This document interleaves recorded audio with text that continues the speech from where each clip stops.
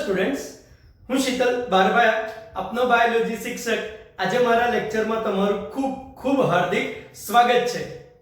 વિદ્યાર્થી મિત્રો, આજે આપણે સમજવા જઈ રહ્યા છીએ ફૂગ સૃષ્ટિ. ચલો સ્ટાર્ટ કરીએ.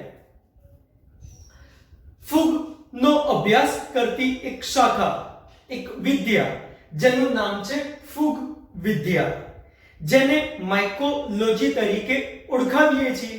જ્યાં માઇકોસ એટલે મશરૂમ, લોગસ એટલે અભ્યાસ.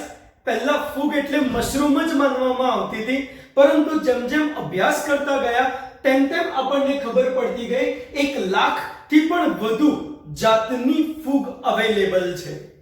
એટલે એનો અભ્યાસ થતો ગયો, એક આખી વિદ્યા બનતી ગઈ. નામ છે એનું ફૂગ વિદ્યા. વિદ્યાર્થીઓ, ફૂગ વિદ્યાના આધારે હવે આપણે સમજવાનો પ્રયત્ન કરીએ. જેમ કે નિવાસ સ્થાન. ફૂગ અત્ર તત્ર સર્વત્ર બધે જ ફેલાયેલી આપણને જોવા મળેલી છે. જેમ કે હવા, પાણી, જમીન, ખોરાક, ચામડા, કપડા, વનસ્પતિ અને પ્રાણીઓના શરીરની ઉપર, વનસ્પતિ અને પ્રાણીના શરીરની અંદર, બાહ્ય પરોપજીવી, અંતઃપરોપજીવી તરીકે પણ આવી ફૂગ આપણને જોવા મળેલી છે. વિદ્યાર્થીઓ, કેટલીક ફૂગ એ ફંગલ પેથોલોજી પ્રમાણે જોઈએ તો ખબર પડે કે રોગો માટે પણ જવાબદાર છે. આવી રોગો માટે જવાબદાર ફૂગોનો અભ્યાસ કરવો હોય તો આ વિદ્યા શાખા, જેને કહીએ છીએ ફંગલ પેથોલોજી. ઓકે, ચલ. ફૂગનું પોષણ. પોષણ એ વિષમકોષીય છે, એટલે કે ફૂગ હરિતકણ ધરાવતી નથી. એને હરિતકણ વગરનો વનસ્પતિ કોષ પણ આપણે કહીએ છીએ.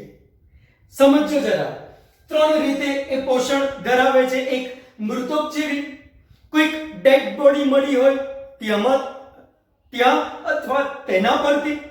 બીજું, કોઈ સડતો કાર્બનિક ખોરાક મળ્યો હોય, એટલે કે એક્સક્યુઝ મી, વનસ્પતિનો કોઈ ભાગ લાઈક પુષ્પ, લાઈક પર્ણ ખરીને પડ્યો હોય, સડતો હોય, તો ત્યારે એના પર ફૂગ આવી જતી હોય છે અને એમાંથી ખાસ દ્રાવ્ય કાર્બનિક ઘટકોનું એ શોષણ કરવાનું ચાલુ કરી દે છે. અવશોષણ અંતઃચૂષણ દ્વારા પોષણ મેળવે છે. આપણી જેમ નથી કે ખોરાકનું ભક્ષણ કરે, ખોરાકનું અંતઃગ્રહણ કરે. એ ડિરેક્ટલી શોષવાનું જ કામ કરી દેતી આપણને જોવા મળેલી છે. બીજું કહીએ તો પરોપજીવી ફૂગ. વિદ્યાર્થીઓ, ખાસ જીવંત વનસ્પતિ અને પ્રાણીઓ પર આવી ફૂગ પોષણ માટે આધાર રાખતી આપણને જોવા મળેલી છે. વિદ્યાર્થીઓ, પરોપજીવીનો મતલબ કે જીવવા માટે એને બીજા પર આધાર રાખવો પડે, યજમાન પર આધાર રાખવો પડે. જ્યાં યજમાનને નુકસાન થતું હોય કારણ કે એમાંથી પોષણ લેવાતું હોય, જ્યારે પરોપજીવી જે ફૂગ છે, જે પોષણ મેળવે છે, તેને ફાયદો થઈ જતો અહીંયા આપણને જોવા મળી જતો હોય છે.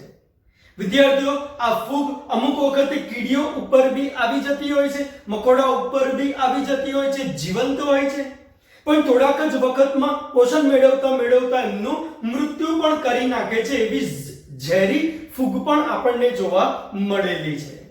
જ્યારે આવી પોઈઝનસ કીડીઓ થઈ જતી હોય ત્યારે બાકીની કીડીઓમાં એવી સિગ્નલ પણ હોય છે, એ તરત જ સમજી પણ જતી હોય છે કે ભાઈ આવી કીડીને પોઈઝનસ ફંગસ થઈ ગઈ છે, તો એને પોતાના ગ્રુપમાંથી એ બહાર પણ કરી દેતી આપણને જોવા મળેલી છે. તો આવી પોઈઝનસ ફંગસ પણ આપણે જોવી હોય તો જોઈ શકીએ છીએ વિદ્યાર્થી મિત્રો.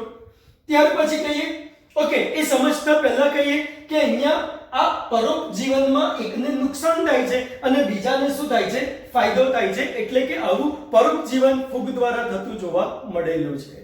જ્યારે ફૂગ સહજીવી પણ જોવા મળેલી છે કે જેમાં બંને જીવને ફાયદો થતો અહીંયા આપણને જોવા મળી જાય. ખાસ કરીને એનું ઉદાહરણ કહીએ તો લાઇકેન્સ, જે લીલ અને ફૂગનું સહજીવન હોય છે. વિદ્યાર્થીઓ, સહજીવનમાં 2 જીવો જોડે રહેતા હોય, જેમ પતિ અને પત્ની જોડે રહેતા હોય. લાઈક લગ્ન કરીએ ત્યારે બધાને ખબર જ હશે, ટોટલ 4 ફેરા ફરવાના હોય છે. પહેલો ફેરો ફરવાનો આવે, પતિદેવ જેવા આગળ આવે એટલે તરત જ બ્રાહ્મણ એમને પૂછી જ લેતા હોય, ભાઈ આ બેનને તમે તમારી ઘરે લઈ જઈ રહ્યા છો, અત્યાર સુધી એમના મમ્મી પપ્પા અને ભાઈ બહેનોએ રક્ષણ કર્યું હતું, શું બોલો તમારી ઘરે લઈ ગયા પછી તમે એમનું રક્ષણ કરશો? એટલે પતિએ તરત કહેવાનું હોય કબૂલ હે. બીજો ફેરો ફરવાની શરૂઆત થાય, ફરી પાછો બ્રાહ્મણ પૂછે, ભાઈ અત્યાર સુધી એમને મમ્મી પપ્પાએ ભાઈઓએ જમાડ્યા, સાચવ્યા, હવે તમારી ઘરે લઈ જાઓ છો, તમે એમને જમાડશો, સાચવશો? એટલે ફરી પાછું પતિએ કહેવાનું હોય કબૂલ હે. ત્રીજો ફેરો ફરવાનો આવે ત્યારે બ્રાહ્મણ હવે પત્નીને વચન માંગતા હોય, પત્નીને પૂછતા હોય કે ભાઈ હવે તમે એમની ઘરે જાઓ છો તો એમને હવે આખી જિંદગી સારું સારું મેક્સિકન, અમેરિકન, થાઈ, like Punjabi, like south Indian, Gujarati food બનાવીને જમાડશો, બરોબર એમને ભરણ પોષણ કરાવશો? એટલે તરત જ પેલા બહેને કહેવાનું હોય, પત્નીએ કહેવાનું હોય ભાઈ કબૂલ હે. મીન્સ બંને જણાએ અમુક અમુક શરતોને આધીન રહીને ભેગું સહજીવન પસાર કરવાનું હોય. એમ જ અહીંયા લીલ એ પોતાનો ખોરાક પોતાની જાતે બનાવે છે, કારણ કે હરિતકણ ધરાવે છે. લાઈક એ ફાઇકોબાયોન્ટ નો પાર્ટ કહેવો હોય તો કહી શકીએ છીએ. જ્યારે ફૂગ એ એની ઉપર આખી છવાઈ જાય છે અને એ લીલનું રક્ષણ કરે છે, વાતાવરણમાંથી મળતા ભેજનું શોષણ કરીને લીલને પાણી પૂરું પાડવાનું પણ અગત્યનું એ કામ કરી દેતું હોય છે. ફૂગના ભાગને ત્યાં કહેવામાં આવે છે માઇકોબાયોન્ટ.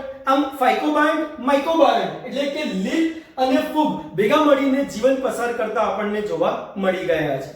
વિદ્યાર્થી મિત્રો, આવી ફૂગ એ માઇકોરહાઇઝા, જ્યાં માઇકોસ એટલે કે ફૂગ અને રહાઇઝા એટલે કે મૂળ, કેટલીક ઉચ્ચ કક્ષાની વનસ્પતિના મૂળ ઉપર આવી ફૂગ છવાઈ જતી આપણને જોવા મળે.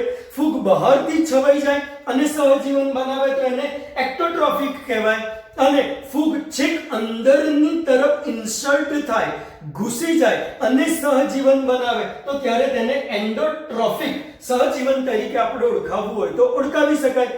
જ્યાં ફૂગને રિયલ તૈયાર કાર્બનિક ખોરાક મળતા હોય છે, જ્યારે મૂળને કેટલાક ખનિજ તત્વો અને પાણી સીધું પ્રાપ્ત થઈ જતું હોય છે.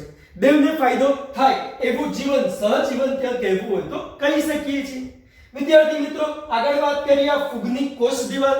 કોષ દિવાલ એની વનસ્પતિ જેવી સેલ્યુલોઝની નથી, it's a different.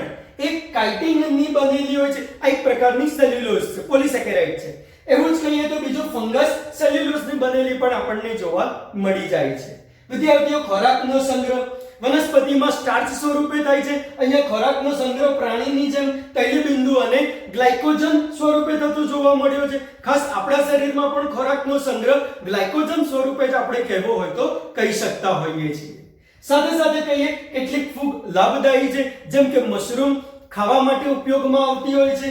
Yeast bread અને બિયર બનાવવા માટે ઉપયોગમાં આવતી હોય છે. ખાસ આલ્કોહોલના પ્રોડક્શનમાં સેકેરોમાઇસિસ સેરેવિસી નામની યીસ્ટ સૌથી વધારે ઉપયોગી થતી જોવા મળેલી છે. એન્ટીબાયોટિક્સ સર્વપ્રથમ એલેક્ઝાન્ડર ફ્લેમિંગે પહેલું એન્ટીબાયોટિક્સ જે શોધેલું હતું એ પેનિસિલિયમ નોટેટમ ફૂગમાંથી જ શોધેલું છે, જે પેનિસિલિન હતું. તો આવી રીતે લાભદાયી ફૂગ પણ જોવા મળી છે, જ્યારે કેટલીક ફૂગ એ નુકસાન કરતી પણ જોવા મળેલી છે. ખાસ ઘઉંના છોડ ઉપર ગેરુ નામનો રોગ કરી દેતી હોય છે. એવું જ પક્ષીનિયા વનસ્પતિ અને પ્રાણીઓને રોગ કરતી જોવા મળેલી છે. અને રાઈ ના પર્ણો પર સફેદ ડાઘા ટપકા કરી દેતી ફૂગ પણ એને નુકસાનકારક, એમાં રોગકારક આપણને જોવા મળેલી છે. ઓકે વિદ્યાર્થી મિત્રો, હવે આપણે સમજવા જઈ રહ્યા છીએ ફૂગની રચના. જો એના ડાયાગ્રામ્સ દોરેલા છે, તમને આઈડિયા બી આવી જશે. આ યીસ્ટ છે, આ મ્યુકર છે અને આ મશરૂમ છે. ઓકે, ચલો સમજીએ હવે એમનું સ્વરૂપ. યીસ્ટમાં અપવાદ તરીકે કહીએ તો કેટલીક એક કોષીય અને એક કોષ કેન્દ્રીય જોવા મળેલી છે. ખાસ કહીએ તો યીસ્ટ, અને બહુ જ રેર કેસમાં ક્યાંક જ ઉલ્લેખ કરેલો છે. નામ છે એનું સિન્કાઇટ્રિયમ. વિદ્યાર્થીઓ યાદ રાખજો, સિન્કાઇટ્રિયમ એ પણ એક કોષીય ફૂગ જ જોવા મળેલી છે. આ ઉપરાંત મોટાભાગની તમામ ફૂગ જુઓ તો બહુકોષીય જોવા મળેલી છે.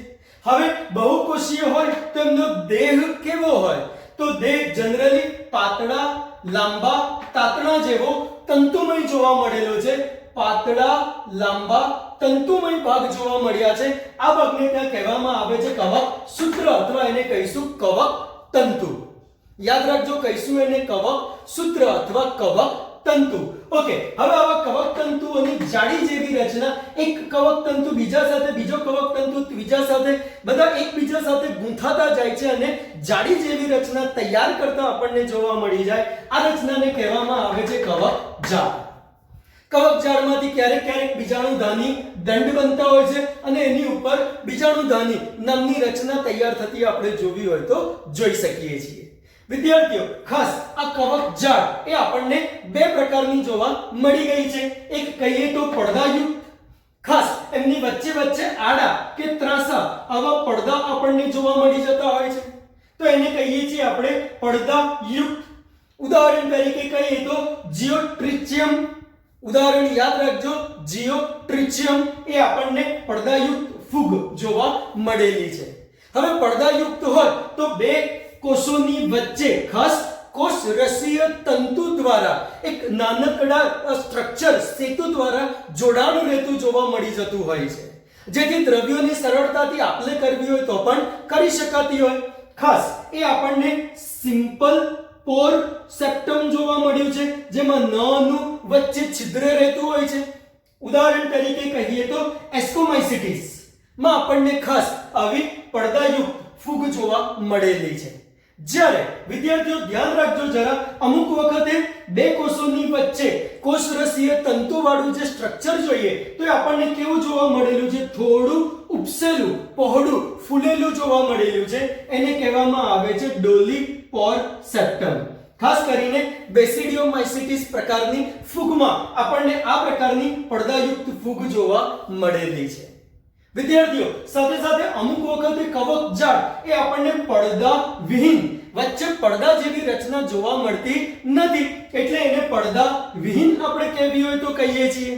જ્યાં ખાસ અંદર ઘણા બધા કોષ કેન્દ્ર એટલે કે બહુકોષ કેન્દ્રીય રચના પણ આપણને જોવા મળી જતી હોય છે.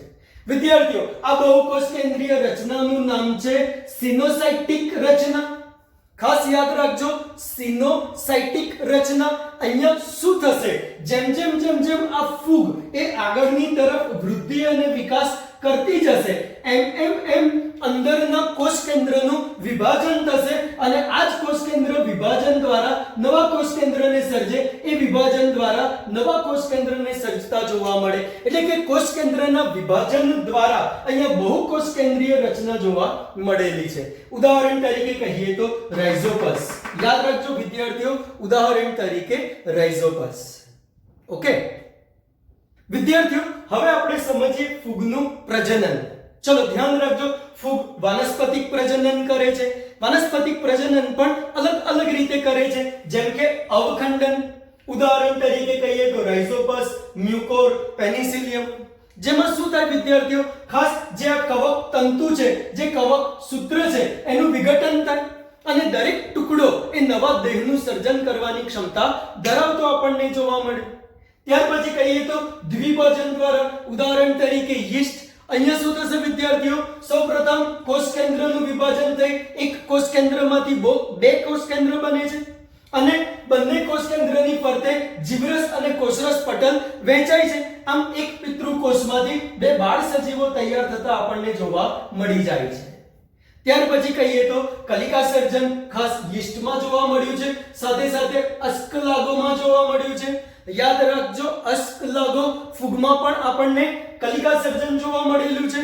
વિદ્યાર્થીઓ, અહીંયા શું થાય છે તો કે ખાસ સર્વપ્રથમ વિષમ ભાજન થતું જોવા મળે, અસમ ભાજન પ્રકારનું ભાજન થતું જોવા મળે. બે કોષ કેન્દ્ર બને છે અને એક કોષ કેન્દ્રની ફરતે થોડોક જ કોષરસ વીંટળાય છે. આવો કોષ એ પિતૃ સાથે કનેક્ટેડ રહેતો જોવા મળે છે. ખાસ આવી રચના ઉપસેલી આપણને જોવા મળે છે. ધીરે ધીરે વિકાસ કરતી જાય છે, એ વધતી જાય છે, મોટી થતી જાય છે. એક વખત એવો આવી જાય છે જે પિતૃથી અલગ છૂટી પડી જતી અને સ્વતંત્ર જીવ તરીકે વર્તતી આપણને જોવા મળેલી હોય છે. વિદ્યાર્થીઓ, બીજું પ્રજનન કહીએ તો અલિંગી પ્રજનન. અલિંગી પ્રજનન એ બીજાણુઓ દ્વારા થતું જોવા મળે છે. બીજાણુઓ અલગ અલગ પ્રકારના અહીંયા નોંધાયા છે, જેમ કે પહેલું છે zoospore. Zoo, the word is connected with animal, એટલે કે પ્રાણીઓની સાથે કનેક્ટેડ. પ્રાણીઓની સાથે એટલા માટે કે પ્રાણીઓ ચલિત છે.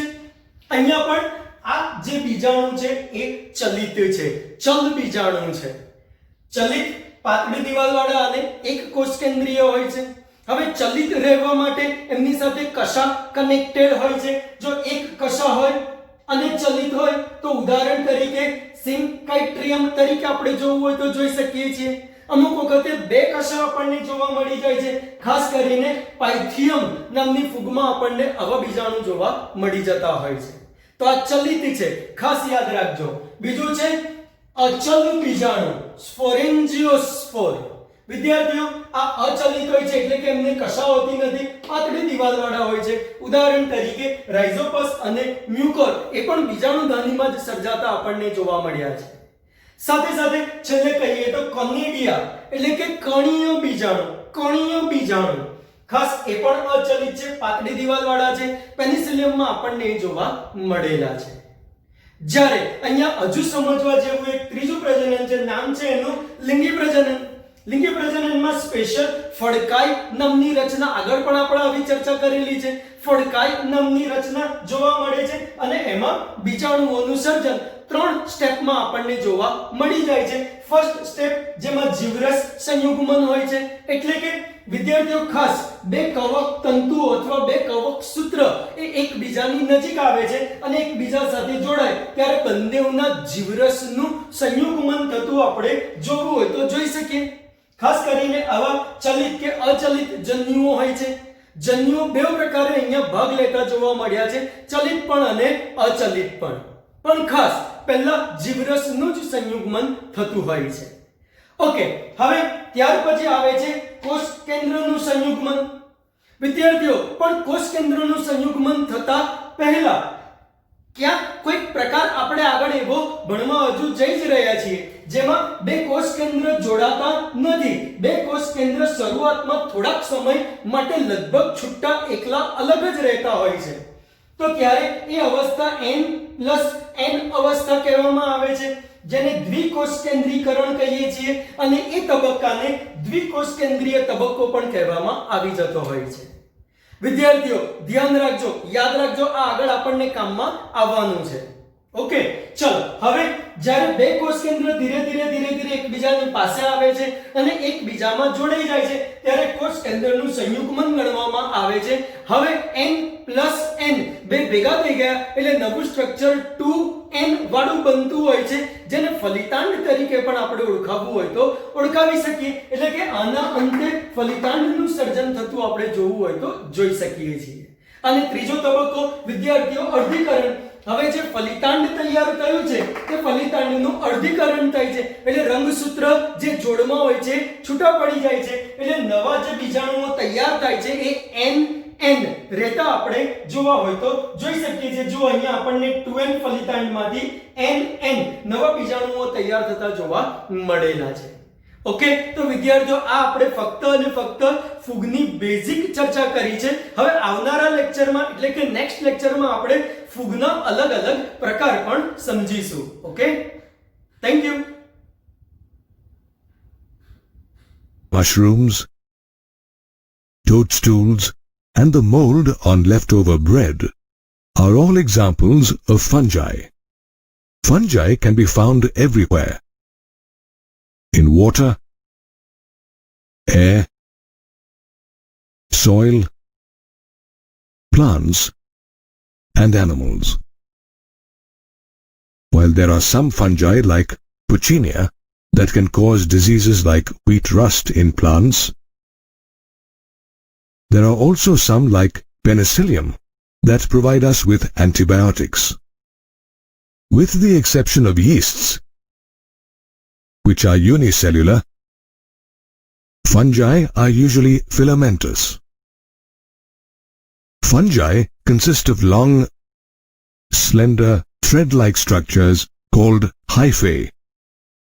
A network of hyphae is known as mycelium. There are two types of hyphae.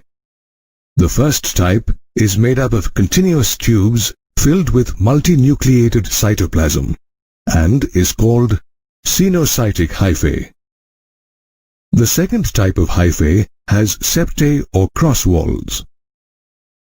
Apart from hyphae, fungi are distinguished by their cell walls. which are made of chitin and polysaccharides. Fungi are heterotrophic. Fungi that absorb organic matter from dead substrates are called saprophytes. Fungi which depend on living plants and animals are called parasites. Some fungi are associated with other organisms in mutually beneficial relationships. For example, fungi associate with algae to form lichens. Other fungi associate with the roots of plants as mycorrhiza. In both lichens and mycorrhiza, the relationship shared by fungi with the algae and the plant is called symbiosis. Fungi can reproduce vegetatively, asexually, as well as sexually. Fungi reproduce vegetatively by fragmentation, fission, and budding. They can reproduce asexually by either one of the following spores: conidia, zoospores, or sporangiospores. They also reproduce sexually by either oospores, ascospores, or basidiospores. All these spores are produced in structures called fruiting bodies. There are 3 steps in the sexual cycle: plasmogamy, karyogamy, and meiosis. The first stage involves the fusion of protoplasms between 2 motile or non-motile gametes. This is called plasmogamy. Plasmogamy occurs when 2 haploid hyphae of compatible mating types fuse. After plasmogamy, the 2 nuclei fuse together in the second stage known as karyogamy. Whereas in some fungi, the fusion of 2 haploid cells immediately results in the formation of diploid cells, or 2N. In other fungi, like ascomycetes and basidiomycetes, an intervening dikaryotic stage occurs. This condition of 2 nuclei per cell is called dikaryon, and the phase is called dikaryophase. Later, the parental nuclei fuse to make a diploid cell. The third stage involves reduction division, that is, meiosis, to form haploid spores. Meiosis occurs in the fruiting bodies of fungi.